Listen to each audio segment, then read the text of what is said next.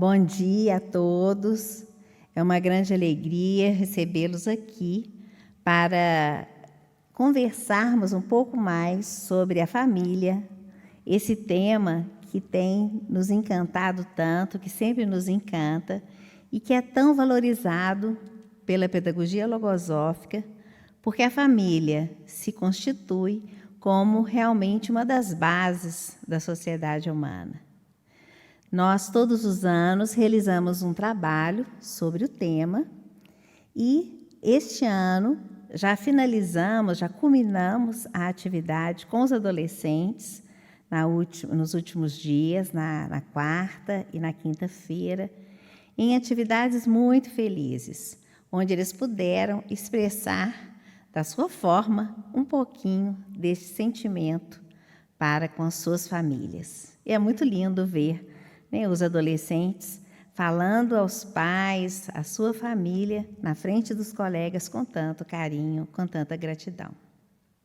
E hoje vamos conversar um pouquinho, vamos ouvir o professor Daniel Martins, que é um advogado, mas que hoje tem um título muito importante, mais importante, que é ser avô de alunos, de uma aluna nossa aqui do colégio.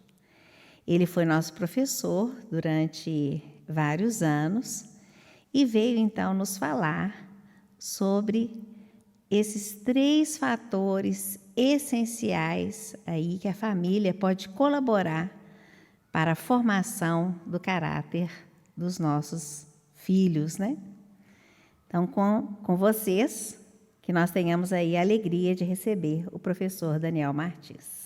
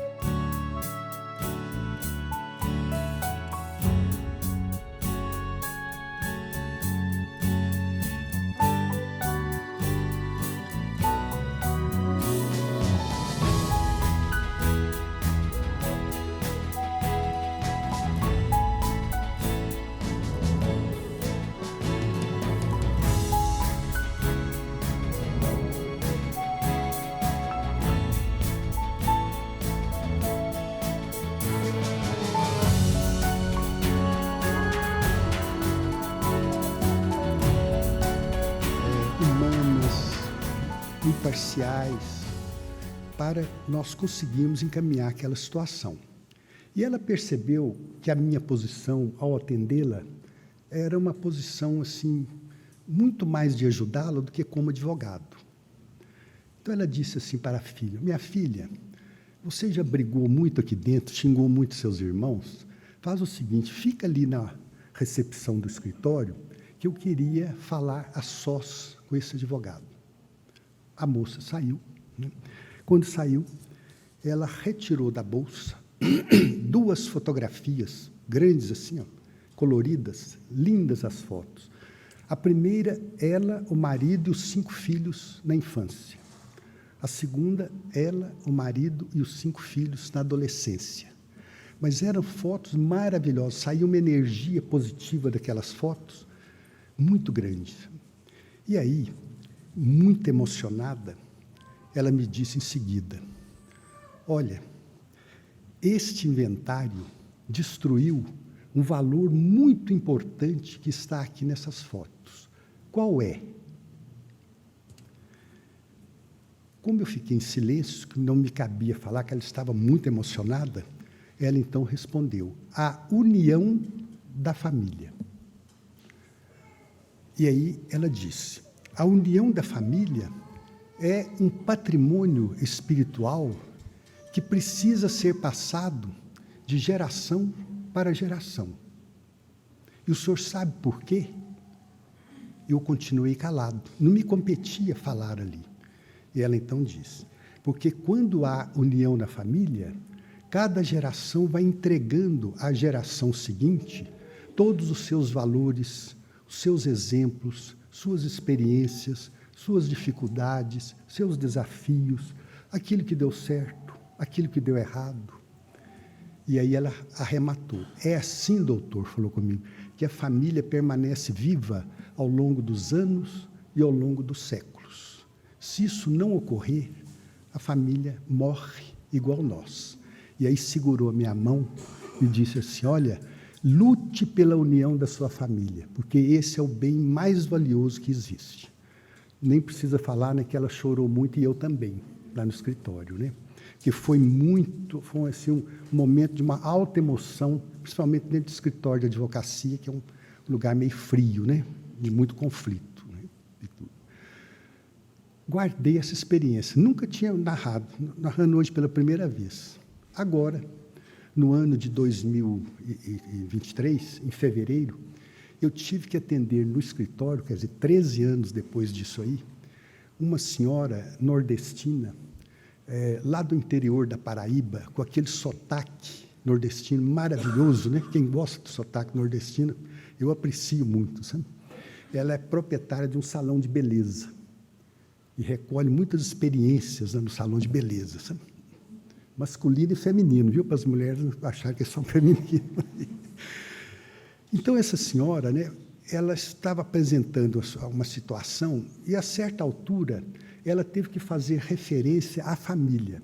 E, ao fazer referência à família, ela disse assim, hoje tem uma coisa que está destruindo a união da família. Quando ela falou a união da família, eu voltei 13 anos atrás, conectei com essa experiência aí. Mas a senhora, então, a senhora disse que tem uma coisa que está destruindo a união da família? A senhora precisa me contar, eu tenho muito interesse por esse tema, sou professor de adolescentes, né? Gosto de preparar os adolescentes para se situar melhor aí no mundo, no mercado de trabalho e tudo. Aí ela prosseguiu falando o seguinte, há algum tempo eu precisei falar com meu irmão. Liguei, o celular dele não atendia. Aí liguei para o meu sobrinho, fulano, tia, você está em casa? Sim, estou, tia. Olha, eu estou precisando falar com o seu pai, ele está aí, eu vou olhar para a senhora. 5 segundinhos depois, tia, eu passei um zap aqui para ele está no seu quarto. Aí ela disse assim, veja o senhor que absurdo, o quarto dele é parede de meia com o do pai. O pai entrou em casa falando num celular, o filho estava na sala com o outro celular, cada um entrou para o seu quarto e ninguém sabia quem estava em casa. Né? Aí disse assim, então, o que está destruindo a união da família, Maíra, é a falta de tempo para a convivência física e afetiva dentro do lar. Ela falou lá.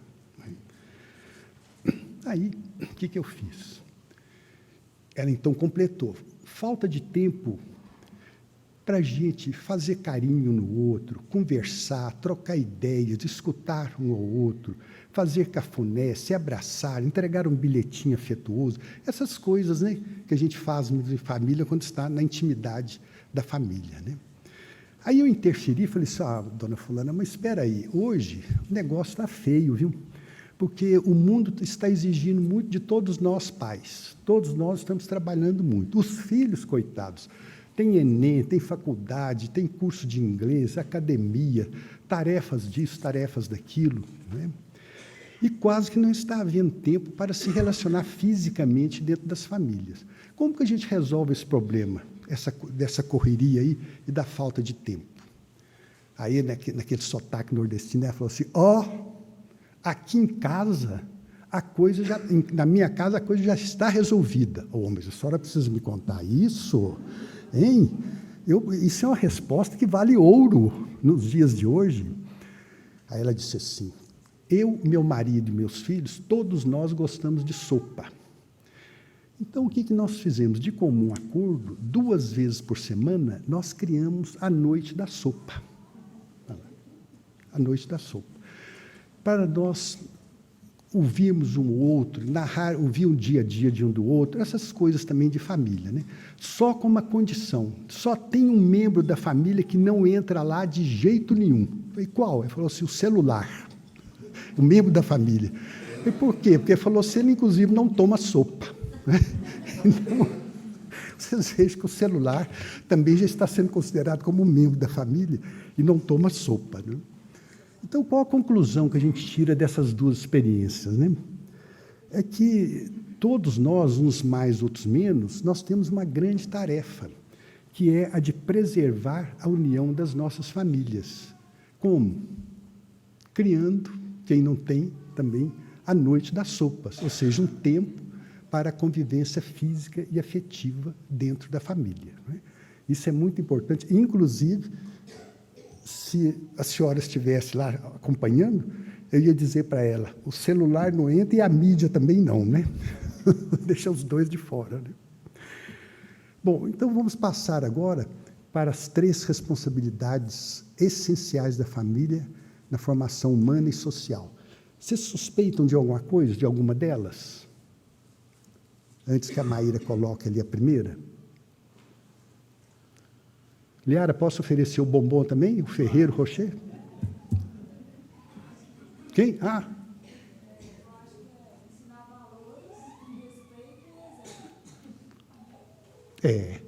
Não bate ainda com o gabarito, mas essa mãe está certa também, viu?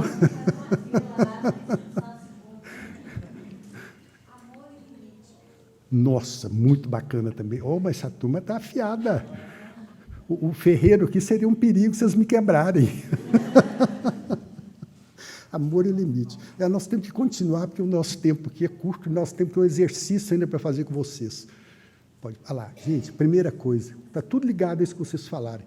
A formação do caráter. Né? Essa missão especial da família. Nós vamos ver por quê.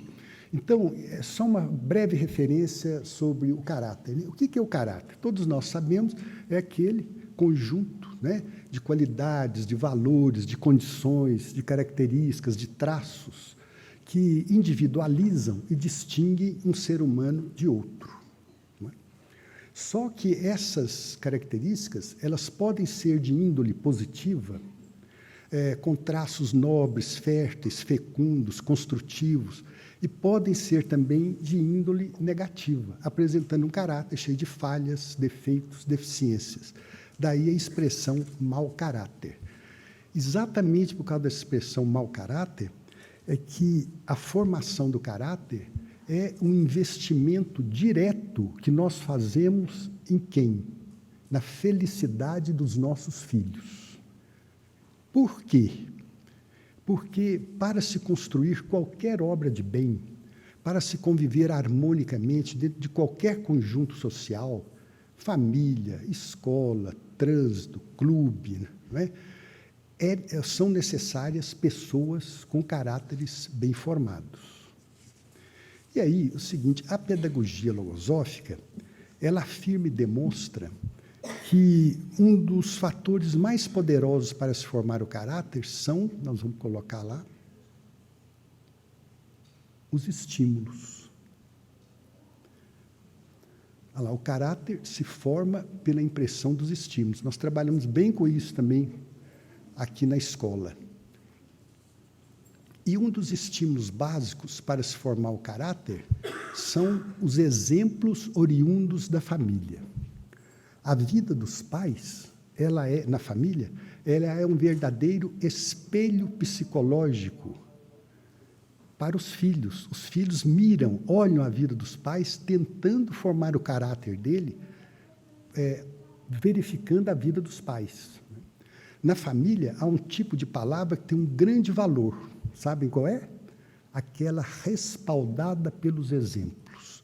É dessa somatória aqui, ó, palavra mais exemplo, que surge uma das coisas mais importantes de nós pais, para nós pais, a autoridade moral dos pais.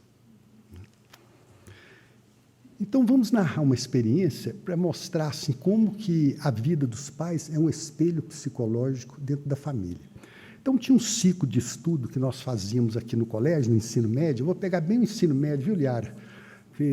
Hoje eu estou com os adolescentes de 14 anos na unidade Cidade Nova, mas eu fiquei muitos anos aqui no ensino médio, com as turmas do ensino médio. Então, nós fazíamos um ciclo sobre família baseado em cima dos valores reais. O que são os valores reais? É aquele valor que, quando a pessoa tem mesmo, ele atua com ele em qualquer lugar, não é? Ele não atua com ele num lugar e não atua em outro. Eu posso dizer que os valores reais são aqueles que têm expressão permanente na conduta da pessoa. Não é? Então, um adolescente, nesse ciclo, ele narrou uma experiência espetacular que tem tudo a ver com o nosso tema aqui. Ele disse o seguinte, que na família dele, o pai sempre procurou ensinar aos filhos o valor da honestidade, tanto pela palavra como pelo exemplo. E ele disse que, quando tinha 11 anos, estava ainda no términozinho da infância, né, o pai anunciou a venda de um veículo da família. E, quando chegou o comprador, o pai, então, chamou os 3 filhos e disse para eles, olha, vocês vão me acompanhar para ver como que se faz um negócio. Os filhos foram com ele. O comprador verificou o carro, as condições do carro, gostou, estendeu a mão para o pai e disse assim, negócio fechado. O pai falou assim, bom, eu vou te dar um desconto. Ele falou, mas o senhor vai me dar um desconto? Por que o senhor vai me dar um desconto? Eu estou achando o preço do carro tão bom. É pelo seguinte, esse carro tem um defeito pequeno. E quando o senhor rodar mais um pouco, o senhor vai constatar esse defeito e vai gastar exatamente esse desconto que eu vou te dar para reparar o defeito. Olha que maravilha de experiência, não é? Nós podíamos levar essa experiência até, inclusive, para a ONU. É muita gente lá que ia aprender com ela, sabe?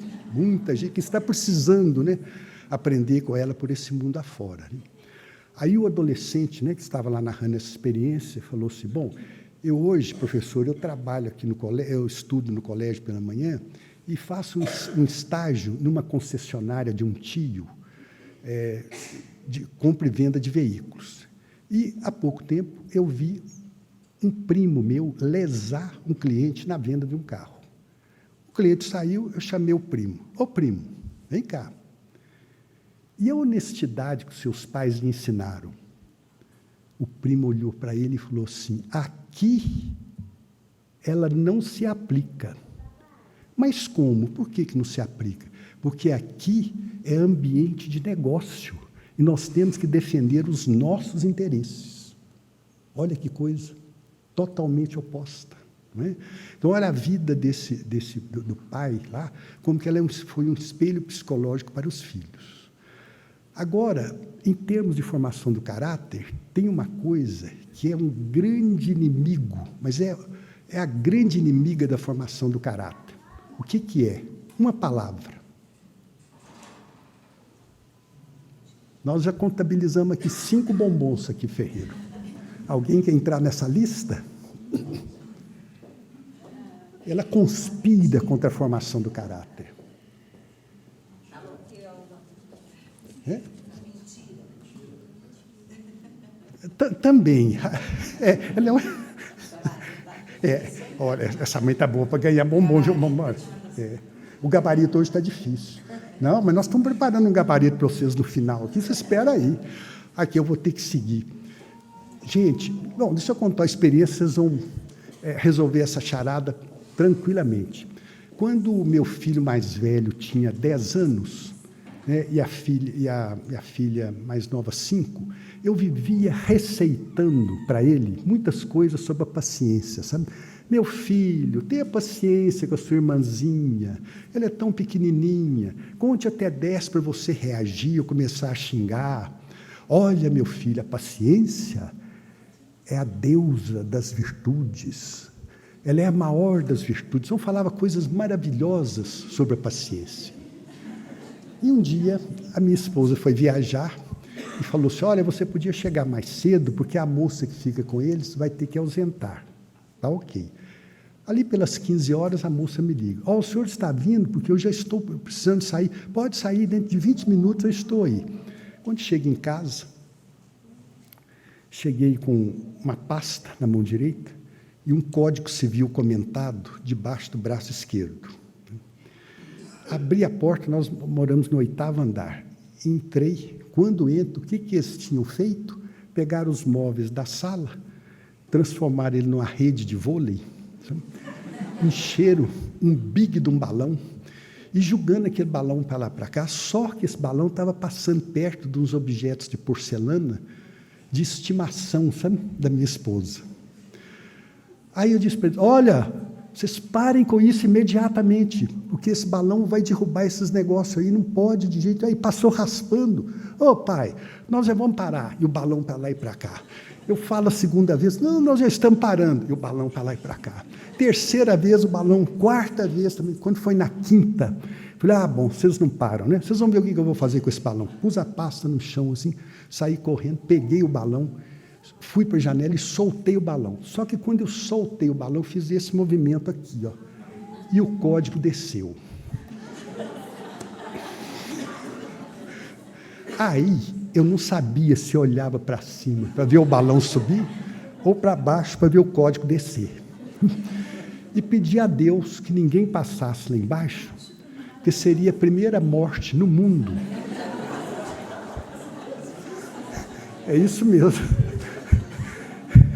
Causada por um código civil comentado vindo do espaço. Ia ser um problema, sabe? E tudo. Aí virei para dar uma bronca neles. Aí a minha filha estava com 5 anos, pôs a mãozinha assim, ó, na cintura, e falou assim, ô papai, cadê a paciência?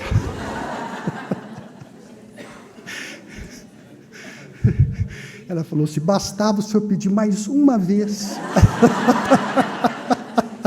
A gente ia parar. A gente ia parar. Então, nesse momento, eu fiquei desse tamaninho, né? Então, qual é o grande inimigo da formação do caráter? Os advogados gostam muito dessa palavra. Contradição. A gente fala algo e faz exatamente o oposto. É o que eu estava fazendo lá, com a paciência, né? Mas aprendi muito com essa lição, sabe? Não caí noutra de jeito nenhum. Depois eles soltaram balão lá, mas eu não fui com código nem nada, e não fiz nada disso. Bom, vamos dizer a segunda, a base para a formação, essa também. É a segunda grande responsabilidade da família, sabe? Base para a formação moral. A espécie humana só poderá subsistir e manter sua hierarquia enquanto exista a família, que é o meio vital e a força moral que sustenta e ampara os homens, distinguindo-os de todas as demais espécies que povoam o orbe. Bom, aí tem algo que eu, assim, de tudo que eu estudei na vida, eu nunca consegui, ninguém nunca tinha me dito isso, vim aprender na logosofia, que um dos principais fatores para a formação moral são os verdadeiros conceitos. Os verdadeiros conceitos, eles formam o patrimônio moral de um indivíduo, de um povo e até de uma humanidade. Aí os senhores vão perguntar, mas por quê? É pelo seguinte, quando nós estamos trabalhando, estudando um conceito com a criança, com o adolescente, é como se nós estivéssemos implantando dentro deles uma espécie de uma bússola, que vai guiar os passos deles, né, aonde eles forem. Essa bússola, né, esse conceito que está lá dentro em formato de bússola, ele defende o jovem nos diversos ambientes por onde ele tem que passar e o protege contra os desvios sugestionados pelos falsos conceitos. Atualmente, nós temos no mundo uma gigantesca orfandade de conceitos. E onde há orfandade de conceitos, há ausência de valores ou uma grande inversão de valores. Vocês vão me perguntar também, mas por que onde há orfandade de conceitos, há ausência de valores? É porque é o conceito que dá conteúdo ao valor. O valor sem a proteção do conceito, ele muitas vezes se torna um slogan. A pessoa fala algo e não pratica. Não é? De tudo. Então, vamos supor que vamos mostrar uma experiência do colégio também, ocorrida no colégio. Você põe para mim, Maíra, próximo. A gente tinha lá esse ciclo de estudos, estava fazendo esse ciclo de estudos sobre a família, sobre sentimentos que sustentam a família. Então, nos interessava muito trabalhar com o conceito de amor para os adolescentes, que adolescentes nessa faixa de 15, 16, né? Eles já estão beirando o amor, né? Bem, assim, e uns acham que são experts nesse assunto, né? Então, olha lá, o amor tem que possuir o hálito da perpetuidade. Senão, é um mero engano. Quando irromper em seu coração, cuida que contenha todos os elementos que haverão de lhe dar perenidade. E cuida também que esses elementos estejam contidos no amor, com que for correspondido. Um desses elementos é a constância, outro a paciência. Somando a eles a tolerância, temos reunidos os 3 elementos básicos do amor. Então, isso aí é um trecho de uma carta que o Gonzalo Pecote escreveu para o filho. Ele só tinha um filho. E esses trechos de cartas dele e outras mensagens para o filho foram colocadas, inseridas, né, e transformou nesse livro, Base para a Sua Conduta. Se esse livro fosse distribuído em todas as escolas, seguramente ele ia contribuir muito, muito mesmo, para a formação, principalmente de crianças, mas particularmente dos adolescentes, né? Bases para a sua conduta. Então, nesse ciclo, o que a gente mostrava aos adolescentes? Que o amor é um sentimento que sustenta a família no dia a dia, mas, agora quero que vocês prestem bem atenção, olha aqui, ele sustenta a família no dia a dia, mas se ele for manifestado ou expressado através de valores, em atitudes que demonstram esses valores, por exemplo, como a paciência, a tolerância, a constância, né? O respeito. O respeito, viu, Vanessa, é o termômetro do amor. Quando você quiser saber se alguém lhe ama de verdade, pega esse termômetro do respeito e coloca nas atitudes dele. Marca direitinho a temperatura desse amor. Não coloque nas palavras, não, porque tem gente que é craque, né? No manuseio das palavras, né? Mas nas atitudes não tem erro. Então, a gente mostrava isso aos adolescentes e mostrava para eles também o seguinte, que o amor é um sentimento que tem vida igual a nós. Ele precisa ser alimentado diariamente na convivência familiar, porque senão, sabe o que acontece com ele? Ele vai debilitando e gradativamente vai saindo do coração dos pais e muitas vezes também dos filhos. Então, era um ciclo muito bacana, a gente tinha uma aula só para ensinar os adolescentes, falar com os adolescentes como que se alimenta o amor no dia a dia da família. Aí, uma menina, durante o ciclo, narrou uma experiência muito bacana. Ela disse o seguinte, que ela tinha mudado para um condomínio, um outro condomínio, fechado, e lá conheceu várias adolescentes, da idade dela, né?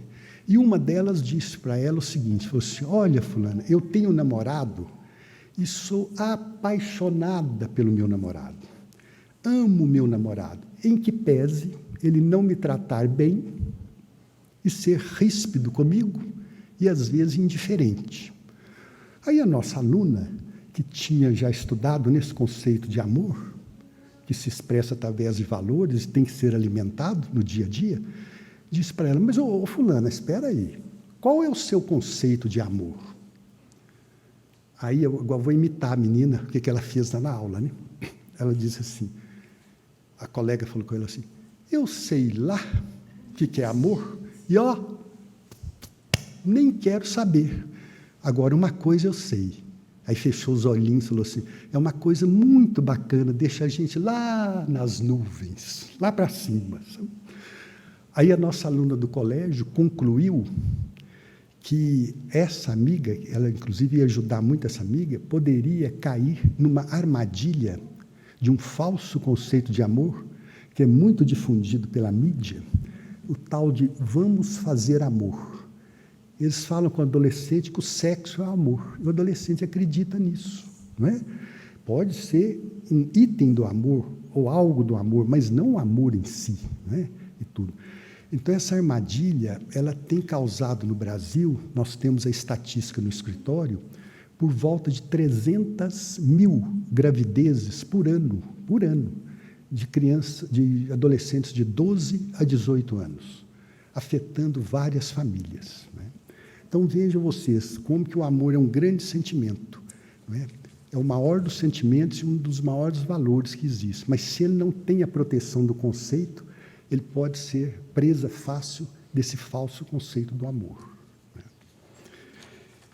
E agora vamos para a terceira. Agora sim, agora vai ser bom. Olha bem, o que a gente faz lá no ensino médio, né? Fazia no ensino médio e agora eu faço lá na Cidade Nova. De vez em quando, viu, Liara, eu tinha que voltar aqui para dar uma aula dessa para essa turma, viu? Também, né, Maíra? Aqui. A gente mostra para os alunos que o dia a dia da família, para valorizar, sabe, o ambiente da família? O dia a dia da família é como se fosse um verdadeiro berço de valores. Então, para demonstrar isso a ele, né, porque adolescente você tem que falar e demonstrar, né, você tem que dar a prova para ele, porque senão ele não te ouve. Aliás, quem tem filho adolescente aplica-se um axioma latino, bem-aventurados os breves, deles é o auditório, sabe? Para adolescente, né? Então não adianta você ficar falando demais com ele, então tem que dar a prova. Aí o que nós fazemos? Nós mostramos para eles um conjunto de situações em que eles têm que que ocorre dentro de qualquer família, que eles têm que identificar, sabe? Então o que a gente vai fazer aqui agora? Maíra, pode pôr só exercício para mim. Aí, a gente faz assim, ó, exercício esse aí, ó. Família como berço de valores. Então, aquele que dá lá, família é um tempo sagrado, onde cada ser humano aprende no amor a seus pais e irmãos, a amar a Deus e a seus semelhantes. E é também o ateliê insubstituível, onde se forjam as bases da unidade humana. Aí dizemos para ele, agora vocês vão identificar os valores inseridos em cada uma das situações familiares, porque por que esses valores são básicos para a formação do caráter? Dê um exemplo de como podem ser utilizados no dia a dia. Então, ele tem que identificar o valor e dar um exemplo. Sabe? Identifica o valor que está dentro da situação, né? Por que ele é básico para formar o caráter? E dê um exemplo de como esse valor pode ser utilizado no dia a dia. Isso que a gente faz lá com os adolescentes. E é uma aula efervescente, vocês precisam ver como é que a turma participa mesmo. Um dos recursos muito poderosos da pedagogia logosófica são as imagens. Agora, porque quando fala, a gente tem que falar por quê. Por que são? Porque as imagens, Pecote explica isso, elas têm o poder de fixação e têm também o poder de não serem esquecidas. Então, quando trabalha essa imagem da casa mental, olha que importância que é ela.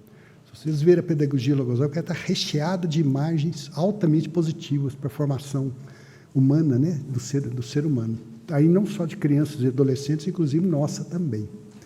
Bom, então vamos a uma última experiência que eu passo com a Liara, que ela já está ali esfregando a mão assim, para entrar em ação aqui.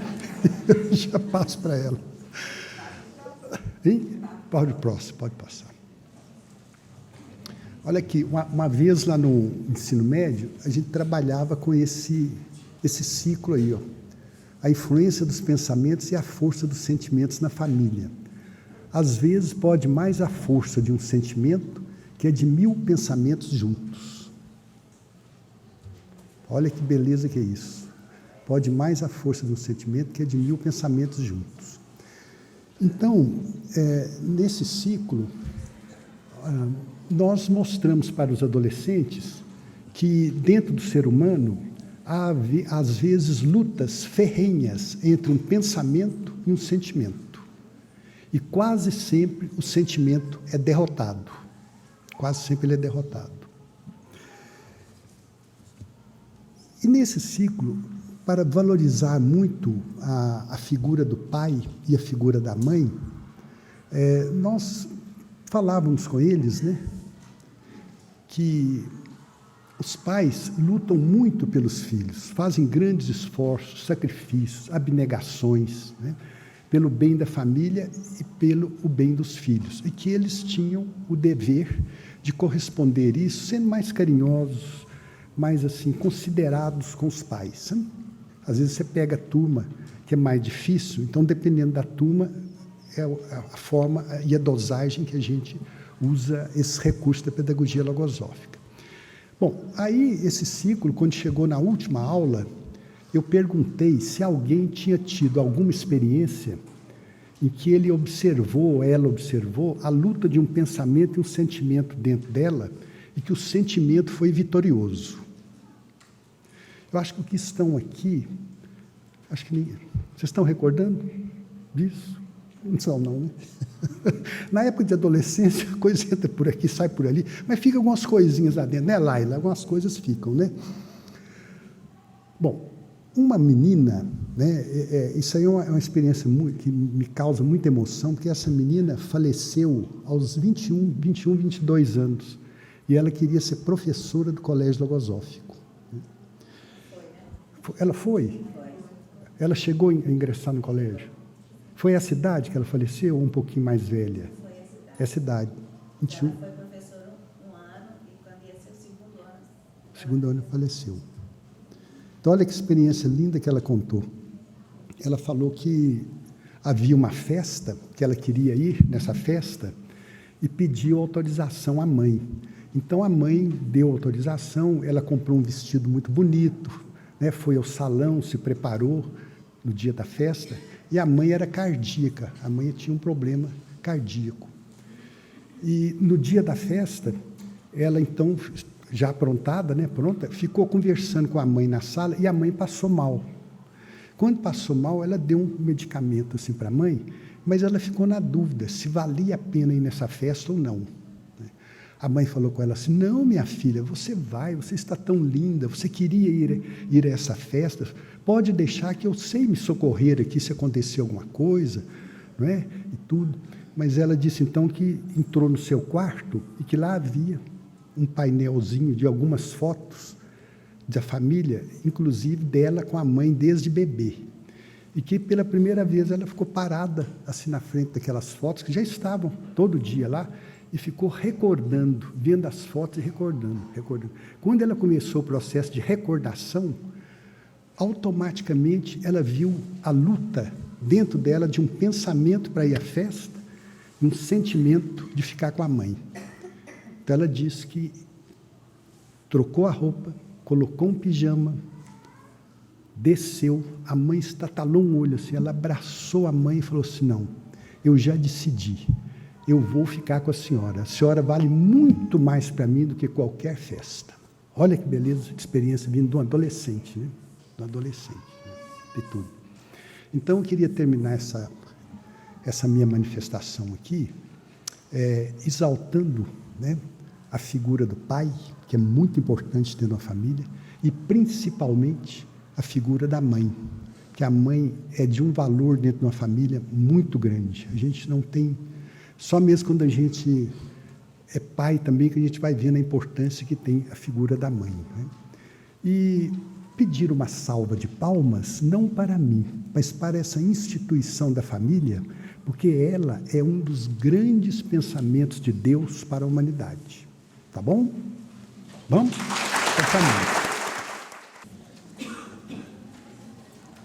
Muito bom, não é? Começar um final de semana assim. Quantas ideias vão surgindo, né? Quantos anelos, quanto para a gente realizar, né?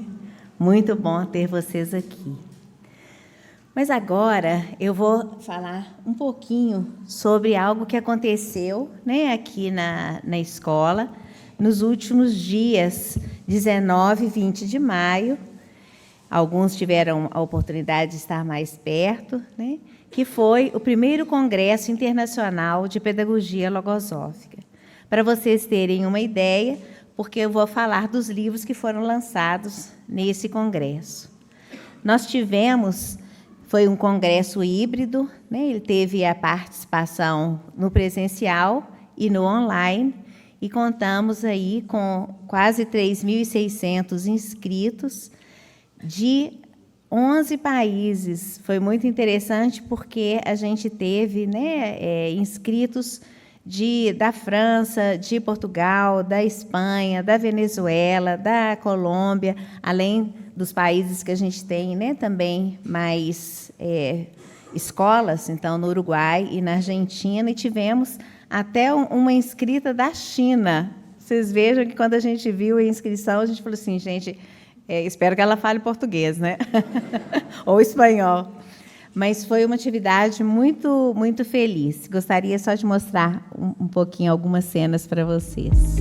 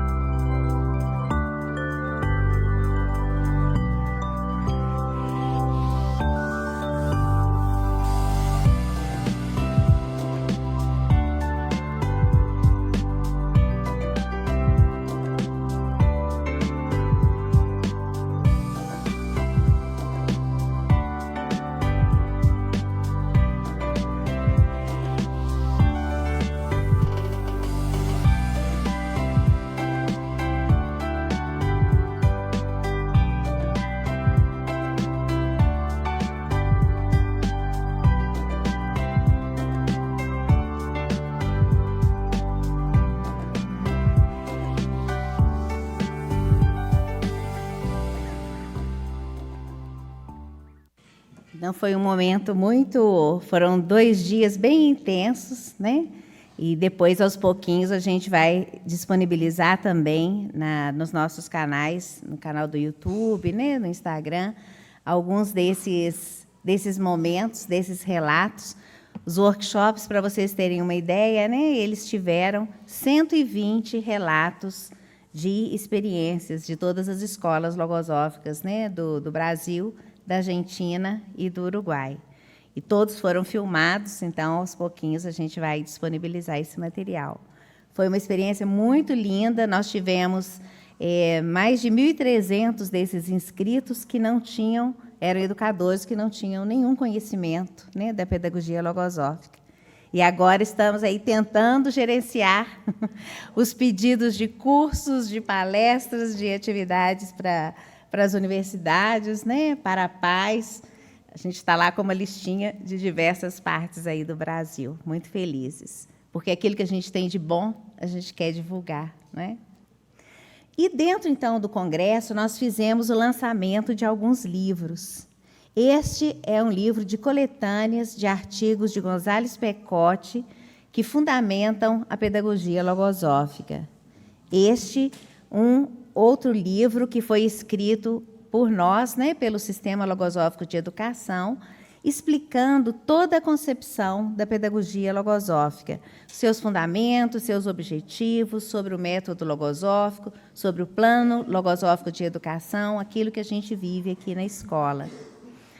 Uma revista com relatos, com cases, que vocês vão receber, né, aí em agosto, de presente, no nosso dia 11 de agosto, que faremos 60 anos, né? Estamos esse ano fazendo 60 anos. E os livros literários, que os meninos tiveram agora o lançamento deles. Na Meixeira Amarela, uma história linda vinculada aí à parte da natureza. Tomasa en la Cocina, que foi um livro em espanhol, é um livro em espanhol, de uma autora, uma professora da escola de lá, uma experiência também muito fofa na família. O Detetive de Perguntas, da nossa professora Cassiana, que estará aí, fazendo aí o autógrafo, né? É uma experiência que dá para a gente uma ideia de trabalhar com conceitos transcendentes, de trabalhar com esses conceitos que a gente precisa formar na família. E Colecionando Alegrias, da Marismar Borém, que também é aqui de Belo Horizonte, que estará também, provavelmente, a gente não tem certeza, né, se ela conseguiu chegar para os autógrafos. Então, que nós possamos desfrutar, dar continuidade aí a esse nosso final de semana com muita alegria. As crianças estarão esperando por vocês no ginásio, tá bom? Aí a gente pode ir aos pouquinhos, elas estão nos grupos com os professores. Muito obrigada pela presença. E aí porque teve o lançamento para elas lá no ginásio. Muito obrigada.